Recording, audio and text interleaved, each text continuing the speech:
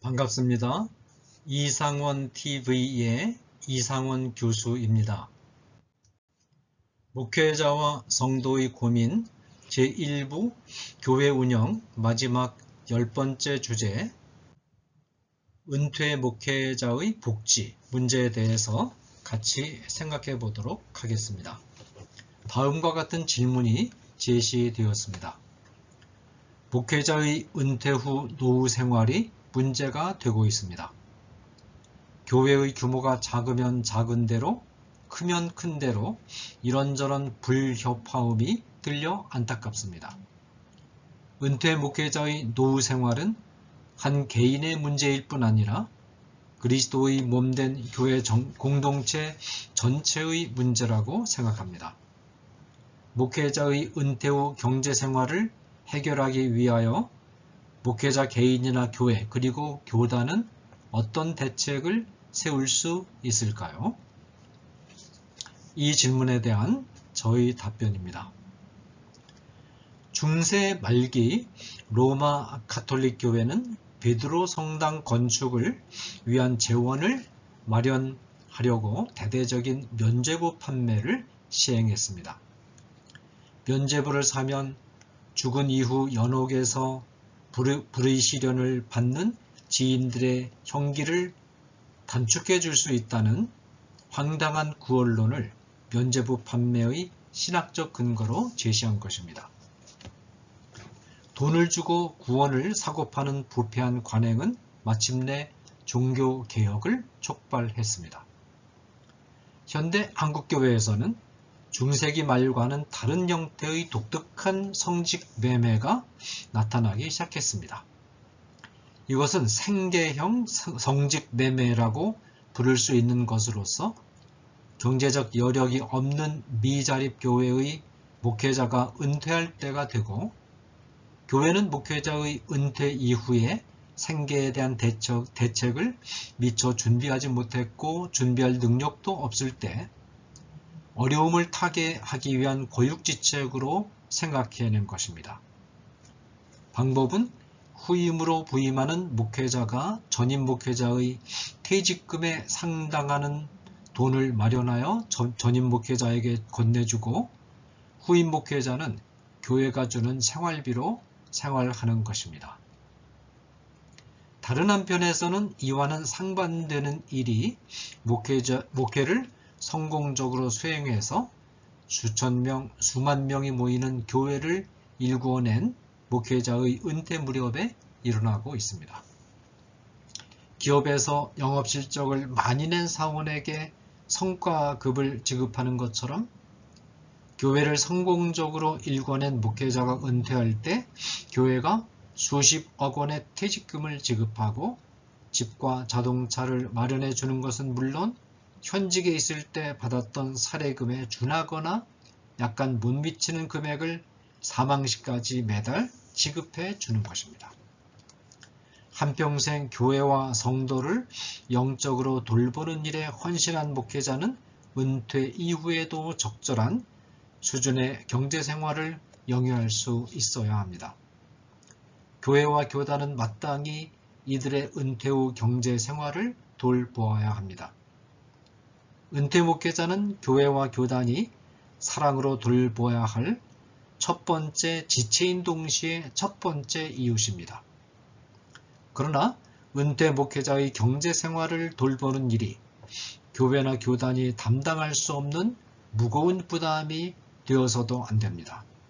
따라서 우리는 교회와 교단에게 무리한 부담을 떠안기지 않으면서도 은퇴한 목회자들의 경제 생활을 돌보는 방법을 찾아야 합니다. 자, 먼저 은퇴 목회자 복지 문제는 제도의 문제다라는 점을 한번 생각해 보겠습니다. 목회자의 은퇴 후 경제생활 문제를 다룰 때 가장 중요한 출발점은 이 문제가 전형적인 사회윤리 문제라는 점을 이해하는 것입니다. 어떤 사안이 사회윤리적 사안이라는 말은 이 사안이 개인적인 실천의 문제가 아니라 제도의 문제라는 뜻입니다. 목회자의 은퇴 후 경제생활 문제가 왜 제도의 문제일까요? 우선 이 문제는 개인이나 교회의 단회성 기부금으로 단번에 해결될 수 있는 문제가 아닙니다.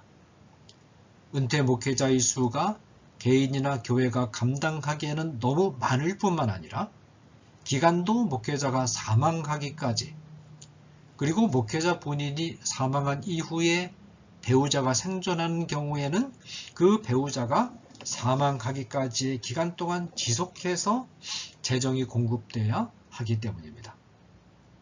이처럼 큰 규모의 재정 지원을 어느 한 개인이나 몇 개의 교회들이 감당하는 것은 불가능합니다. 이 문제는 큰 규모의 재정을 안정적으로 운영할 수 있는 교단이나 국가와 같은 제도를 통해서 해결되어야 합니다. 목회자의 은퇴 후 경제생활 문제는 교단적 차원에서의 은급제도와 국가적 차원에서의 연금제도를 동시에 활용해 해결하는 것이 우리나라 교계의 실정이나 사회 현실에서 볼 때 최선의 방법입니다. 특별히 이 문제를 교단에만 전적으로 맡겨서는 안 되는 이유는 교단이 지닌 구조적인 한계 때문이며, 국가의 도움을 받아도 되는 이유는 국가가 도움을 제공하는 것이 기독교적인 국가 간의 관점에도 부합하기 때문입니다. 자, 그 다음에는 이 교단 연금의 한계 문제를 같이 생각해 보겠습니다. 한국의 주요 교단들이 각각 형태를 달리하긴 하지만 연금 제도를 운영하고 있습니다. 기장, 고신, 감리교가 의무적인 연금 제도를 운영하고 있고, 통합, 합동, 예성의 경우는 희망하는 자에 한해 가입할 수 있도록 규정하고 있으며, 기성의 경우는 교역자 공제회에서, 그리고 기독교 하나님의 성에는 조용기 목사님의 출연금을 기반으로 한 연금 제도를 운영하고 있습니다. 주요 교단들이 각각 성격은 다르지만 연금 제도를 운영하고 있다는 사실은 이 교단들이 목회자의 은퇴 후 경제생활 문제를 외면하지 않고 교단의 현안으로 인식하고 해결하고자 노력하고 있다는 점에서 고무적입니다. 아무리 어려운 장애물을 만나더라도 한 번 시작된 연금 제도는 폐지되어서는 안 되고 지속할 수 있는 길을 모색하면서 최대한 지혜를 모아야 합니다. 그러나 교단들이 운영하는 연금 제도는 몇 가지 이유로 현재 목회자의 은퇴 후 경제생활 문제를 해결하기에 충분하지 않습니다.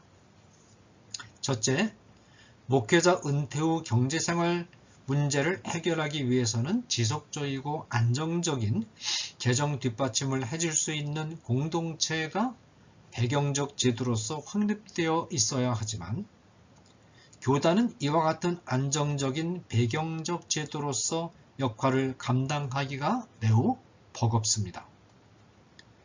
교회 공동체는 일종의 자발적 결사체입니다. 교회 공동체에 들어오고 나가는 것은 구성원의 자유로운 선택에 달려 있으며, 이들을 강제적으로 공동체에 묶어둘 수 있는 법적 장치가 없습니다. 교회 공동체 존립 여부는 지도자의 영적 지도력과 인격적인 감화력이라는 요인에 크게 의존하고 있기 때문에 이 요인들이 약화되면 쉽게 무너질 수 있습니다. 또한 교회 공동체의 헌금도 구성원들의 자발적인 결정에 따른 것으로서 법적으로 강제할 수 없습니다. 따라서 교회 공동체는 결속력이나 재정 능력에 있어서 불안정할 수밖에 없으며, 이 같은 불안정성은 교단의 뒷받침을 받는 연금제도의 불안정성으로 연결될 수 있습니다. 현재 주요 교단들이 교인수 감소와 재정 고갈로 심각한 위기에 봉착해 있는 것도 이와 같은 교회 공동체의 불안정성에 기인합니다. 둘째, 몇몇 교단들은 재정의 안정적인 확보를 위한 방책으로 주식 투자와 같은 수익 사업에 눈을 돌리기도 했습니다. 그런데 주식 투자는 기업의 이윤 창출 여부가 확실하지 않을 때가 많다는 점에서 사실상 도박과 비슷한 성격을 지니고 있으므로 아무리 금융 전문가에게 의뢰한다 하더라도 연기금을 잃을 위험이 있습니다. 더욱이 비전문가들인 목사들이 투자 사업에 손을 댔다가 실패해서 거액의 연기금을 잃는 사태까지 발생하고 있습니다. 교회나 교단이 교인들의 헌금을 기반으로 수익 사업을 운영하는 것은 비영리단체이자 영적인 예배 공동체로서의 교회의 본질에 중대한 손상을 가하는 행위가 될 수 있으므로 중단되어야 합니다. 그것은 연기금 확보라는 선한 목적이라 할지라도 마찬가지입니다. 연기금 확보라는 명분으로 온갖 유형의 비리가 양산될 수 있고 이 비리는 교회의 영적 도덕적 건전성에 손상을 줄 수 있습니다. 교회나 교단은 넉넉하면 넉넉한 대로, 모자라면 모자란 대로 성도들이 드린 헌금의 범위 안에서 연금 제도를 운영해야 합니다. 셋째, 현재 납입액과 납입기간에 비례해서 상당에게 연금을 받을 수 있게 하는 고신, 합동, 통합교단을 제외한 다른 교단들은 연금 수령액이 목회자의 은퇴 후 생활을 보장하기에는 액수 자체가 상당히 부족하므로 사실상 연금의 기능을 제대로 발휘하지 못하고 있습니다. 넷째, 기장, 감리교, 고신을 제외하고는 연금 제도를 강제 의무 조항으로 두지 않고 권장사항으로만 두고 있는 점이 중요한 문제입니다. 권장사항으로 두는 교단의 경우에 연금 제도에 대한 의구심과 연금 운영 주체인 교단 인사들의 도덕성에 대한 불신이 겹쳐 연금 가입률이 높지 않습니다. 교단 안에 있는 자립교회들도 교회 자체가 여력이 있어도 교단 연금에 가입하지 않고 있으며 교단 교회들의 과반수를 차지하는 미자립 교회들은 대부분 교단 연금에 가입하지 않고 있습니다. 더욱이 수많은 군소교단들의 경우에는 아예 연금제도 자체를 운영하지 않고 있습니다. 이 때문에 실질적으로 교단연금의 혜택을 받는 목회자들은 한국교회 전체 목회자들 가운데 10% 내외에 불과한 것으로 조사되고 있습니다. 다음에 국민연금의 적극적인 활용이 필요하다라는 점을 말씀드리겠습니다. 오늘날 국가가 소극적으로 국민의 치안과 사유재산권을 보호해주는 역할만을 해야 한다고 주장하는 자유방임적 야경국가론, 곧 신자유주의적 국가론은 시대에도 맞지 않고 국가에 주어진 고유 기능에도 맞지 않습니다.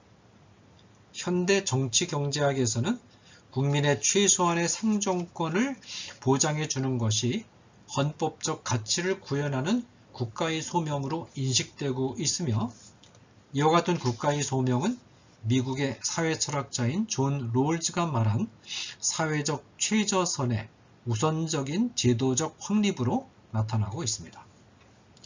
국민이 자기 힘으로 노동을 해서 벌어들이는 수입으로 살아갈 수 없는 비자발적 실업 상태에 들어가게 될 때, 이때에도 최소한의 생계 유지에는 어려움이 없도록 국가는 제도적 장치를 마련해야 합니다. 그 장치는 소득을 벌어들일 수 있는 자들이 연대성의 원리에 따라서 소득을 벌어들일 수 없는 자들의 기초 생계를 책임지는 구조입니다. 모든 시민이 어느 때인가는 비자발적인 실업자가 되므로 이 제도는 여름에 저장한 양식으로 겨울을 나는 개미의 지혜를 반영하는 장치입니다. 잠언 6장 6절에서 7절입니다. 서구의 사회보장 국가들이 이 소명을 충실하게 구현해 오고 있습니다. 이와 같은 국가관은 기독교적인 국가관과도 조화를 이룹니다. 하나님의 형상으로 창조된 인간의 최소한의 생존을 위한 사회-경제적 구조를 확립하는 것은 개혁주의 전통의 국가론에서 합당한 국가의 소명으로 인식되고 있습니다. 목회자는 하나님 나라의 시민인 동시에 한 국가의 시민으로서 국가에 대한 책임과 의무도 수행해야 하지만 동시에 국가가 정당하게 베푸는 혜택에도 참여할 수 있는 권리를 가집니다. 이 권리 안에는 사회보장 제도의 수혜권도 포함됩니다. 목회자도 국가가 제공하는 의료보험 제도의 제도적 혜택에 국민으로서 참여하고 있으며 국가가 제공하는 각종 사회적 내부 구조의 혜택을 누리고 있으며 적으로부터 국민의 생명을 보호하는 국가의 보호를 받고 있습니다. 교단이 자발적인 결사체로서 불안정성을 안고 있는 것과는 달리 국가는 운명적이고 비자발적이고 강제적인 결사체로서 강고하고 지속적인 구조를 지니고 있습니다. 자발적으로 드리는 헌금으로 운영하는 교회와는 달리 국가는 법적 강제력을 통하여 정기적으로 세금을 거두기 때문에 재정적인 안정성을 확립할 수 있는 공동체로서 연금제도를 운영하기에 적합합니다. 심지어 연기금이 모두 고갈된다 하더라도 국가는 현재 국민으로부터 거두는 연금 납부금을 재원으로 연금을 지급할 수 있으며 국가가 파산하거나 망하기 전에는 지속적으로 연금을 지급할 능력을 가집니다. 우리나라의 경우에 전 국민을 대상으로 한 국민연금이 시작된 것은 1988년부터이며 처음에는 20년 의무 납부 기간을 두었다가 이제는 10년만 납부하면 연금을 받을 수 있도록 완화되었습니다. 교단연금과 국민연금은 동시에 가입하는 것이 가능합니다. 그러므로 교단연금에 가입함과 동시에 목회자의 소득을 국가에 정직하게 신고한 후에 국민연금에 가입해서 부담금을 납부하는 것이 가능합니다. 이런 방법으로 두 연금을 활용할 경우 보다 견실한 노후 생활보장이 가능해집니다. 교단연금 혜택을 받지 못하는 경우에는 교회로부터 받는 소액의 사례금을 국가에 소득신고를 한 후에 국민연금에 가입해 부담금을 납부하고 국민연금 혜택을 받을 수 있으며 국민연금을 통하여 받게 되는 연금액이 넉넉하지 않을 경우에는 기초노령연금의 혜택을 아울러 받을 수 있습니다. 소득이 빈약한 성직자들의 노후 생활을 도와주는 것도 국민연금의 목적 가운데 하나입니다. 현대 한국 사회와 한국 교회의 상황에서는 목회자의 은퇴 후 경제생활은 국민연금과 교단연금을 통합적으로 활용해 해결해 나가는 것이 최선의 길입니다.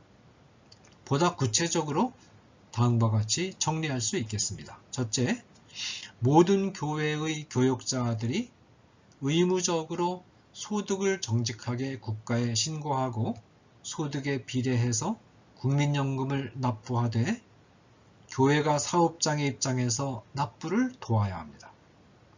이런 조치를 통해서 목회자의 은퇴 이후 기초생계를 국민연금에 의지해서 꾸려갈 수 있습니다.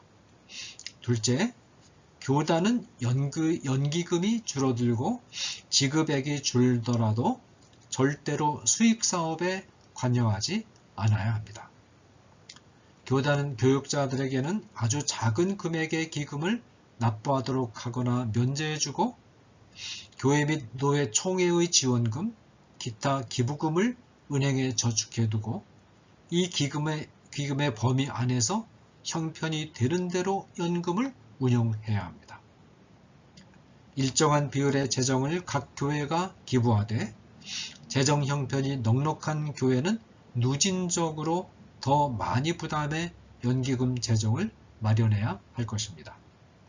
그리고 은퇴한 모든 교육자에게 일정 금액을 동등하게 나눠 연금 형태로 지급하면 될 것입니다.